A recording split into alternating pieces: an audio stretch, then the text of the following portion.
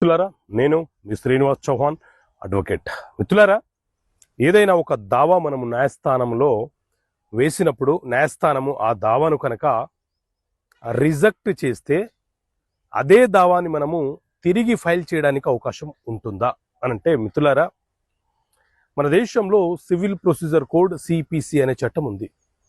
ఇందులో మనకు 158 సెక్షన్స్ ఉంటాయి, అలాగే 51 ఆర్డర్స్ ఉంటాయి.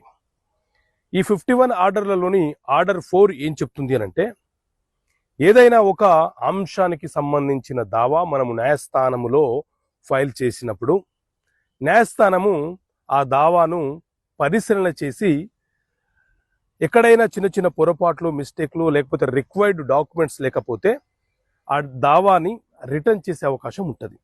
ఒకవేళ రిటర్న్ చేస్తే దానిని తిరిగి మనము రీసబ్మిట్ చేయవచ్చు న్యాయస్థానానికి. కానీ దావాని కనుక న్యాయస్థానము రిజెక్ట్ చేస్తే తిరిగి మనము అదే అంశం మీద అదే న్యాయస్థానములో కేసు ఫైల్ చేయడానికి అవకాశం ఉండదు. రిటర్న్ అంటే సవరణలు చేసుకొని తప్పులు జరిగినటువంటి తప్పులను కరెక్షన్ చేసుకొని రీసబ్మిట్ చేయమని అర్థం. రిజెక్ట్ అంటే మనం ఫైల్ చేసినటువంటి దావాని న్యాయస్థానము కొట్టివేసింది అని అర్థం.